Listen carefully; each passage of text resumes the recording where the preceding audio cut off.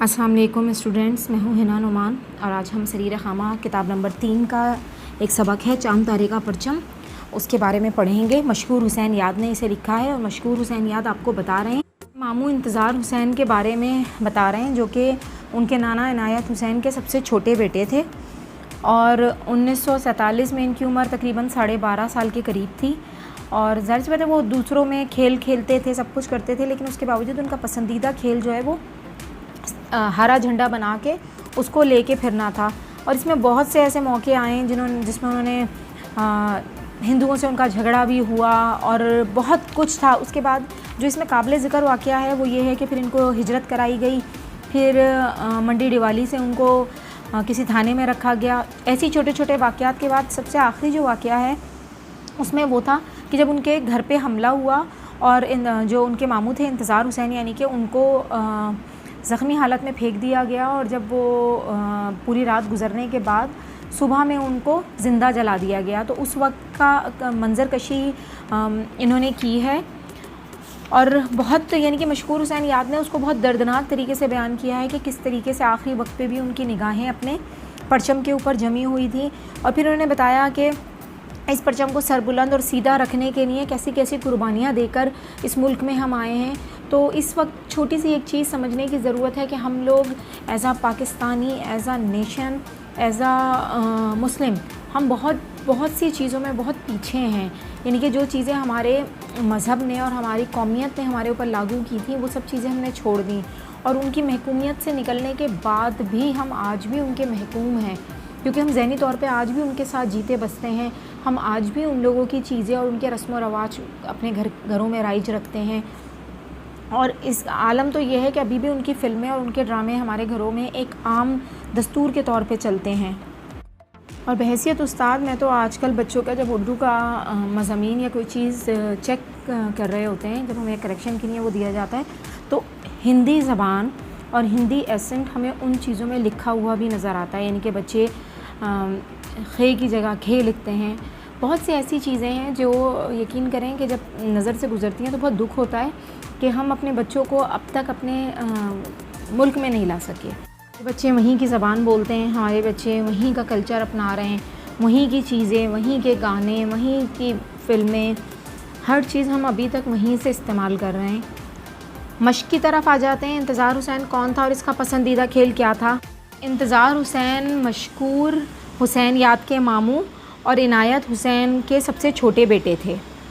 حسین نے کس شرط پر دوا پی؟ انتظار حسین نے اس شرط پر دوا پی کہ جب ان کے والد، یعنی کہ انتظار حسین کے والد جو تھے عنایت حسین، انہوں نے کہا کہ اگر تم دوا پی لو گے تو میں تمہیں جھنڈے کے لیے ریشمی کپڑا لا کر دوں گا۔ انتظار حسین نے اپنی تقریر میں کیا کچھ کہا؟ انتظار حسین نے اپنی تقریر میں یہ بات کہی کہ یہ جو جھنڈا ہے، یہ سب مسلمان اس جھنڈے کے نیچے جمع ہو جائیں، یہ جھنڈا تمہیں آزادی دلائے گا، تمہیں دنیا میں سر بلند کرے گا، یہ جھنڈا امن کی نشانی ہے، محبت اور اخوت کی نشانی ہے۔ کس وجہ سے قصبے میں فساد ہوتے ہوتے رہ گیا؟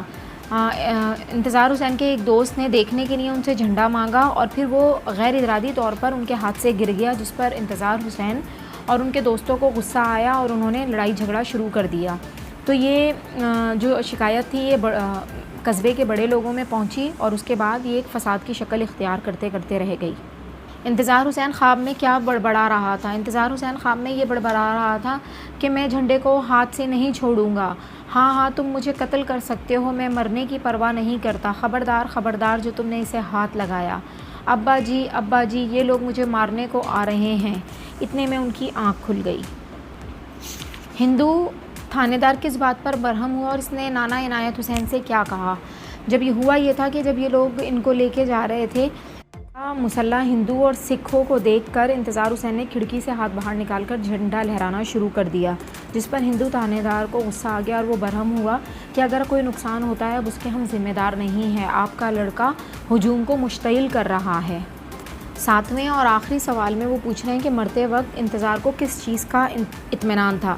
تو مرتے وقت انتظار کو اس چیز کا اطمینان تھا کہ پاکستان کا جھنڈا ابھی بھی اوپر ہے، اس کی عزت پر اور اس کی حرمت پر کوئی آنچ نہیں آئی ہے۔ مندرجہ ذیل الفاظ کے معنی لغت میں سے تلاش کیجیے۔ سوال نمبر 2 پہ وہ کہہ رہے ہیں بے ساختہ کا مطلب ہے فوراً یا بے ارادہ۔ مخدوش مطلب ہے خراب حالت میں ہونا، خشمقی مطلب غضبناک، طلائی کا مطلب ہوتا ہے سونے کا یا سنہری، پھر ملت کا مطلب ہمارا ہوتا ہے قوم یا ایک جگہ جمع ہونا، عوام، محال مطلب مشکل، اور سماوار مطلب وہ پانی گرم کرنے کا ایک وہ ہوتا ہے، آپ اس کو یہ کہہ لیں پانی گرم کرنے کا ایک برتن ہوتا ہے، اسے سماوار کہتے ہیں۔ اخوت مطلب بھائی چارہ۔ پھر اس کے بعد یہ کہہ رہے ہیں کہ سوال نمبر 3 میں سبق سے 5 محاورات تلاش کیجیے اور انہیں اپنے جملوں میں استعمال کریں۔ تو میں نے ڈھونڈ تو لیے ہیں، جی بہلانا، ہنگامہ برپا ہونا، سر بلند ہونا، تدبیر سوجنا، دیکھ دیکھ کر جینا، مخدوش ہونا۔ اسی طریقے سے آپ بھی ڈھونڈ کے آپ اس کے بارے میں جملے بنا سکتے ہیں۔ ابھی تو یہ صرف 2 پیجز پہ ہی ہے، مجھے اتنے سارے محاورے مل گئے ہیں۔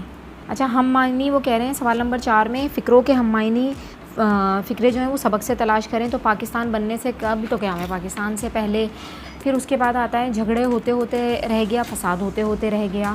تو یہ سارے آپ سبق سے بہت آرام سے ڈھونڈ سکتے ہیں۔ پھر سوال نمبر 5 ہے مندرجہ ذیل جملوں کو مناسب الفاظ کی مدد سے مکمل کیجیے۔ تمام بہن بھائیوں کو ہدایت تھی کہ پرچم کو بالکل ہاتھ نہ لگائے یا لگائیں، تو یہاں لگائیں آئے گا۔ اب میں آپ کو جواب کے ساتھ پڑھ دیتی ہوں۔ آپ تو بہت اچھی تقریر کرتے ہیں، وہ اسے دیکھ دیکھ کر جیتی تھیں۔ آج کل اس لڑکے کو عجیب خواب آ رہے ہیں، چاند تارے کے پرچم کی خاطر اپنی جان کی بازیاں لگا دی تھیں۔ اچھا جناب، سوال نمبر 6 میں وہ کہہ رہے ہیں مندرجہ ذیل الفاظ کے متضاد تحریر کیجیے۔ تو بلند کا جو متضاد ہوگا وہ ہوگا پست، امن کا جنگ، غفلت کا ہوگا فکر مند، اتفاق کا انفاق، قدرتی کا مصنوعی، قدیم کا جدید، معمولی کا خاص اور صغیر کا کبیر۔ پھر سوال نمبر 7 میں وہ کہہ رہے ہیں مندرجہ ذیل الفاظ کے مترادف تحریر کیجیے۔ تمنا کا ہوگا خواہش، استعمال کا ہوگا کام میں آنا، نشانی کا مطلب یادگار، برہم غصہ، تعلق کا رشتہ، نزدیک، قریب، مسرت خوشی، جنگ، لڑائی۔ پھر ایڈیمز ہیں جن کا آپ کو پرووربل سینگز ہیں، ان کا آپ نے اردو میں ترجمہ کرنا ہے۔ تو ضرب الامثال کا آپ نے ترجمہ کر کے وہ اس کے ساتھ لکھنا ہے۔ تو امید کرتی ہوں آپ کو یہ سبق اچھی طریقے سے سمجھ آ گیا ہوگا۔ اس کا خلاصہ لکھیے گا اور کوشش کیجیے گا کہ اس سبق کو بہت اچھی طریقے سے سمجھنے کی کوشش کریں، کیونکہ اس میں ہماری ملک و قوم کے لیے ایک بہت بڑا پیغام ہے جس کو ہمیں سننا، سمجھنا اور عمل کرنا سب ضروری ہے۔ جزاک اللہ خیر۔ انشاءاللہ اگلے سبق کے ساتھ ملتے ہیں۔ اللہ حافظ۔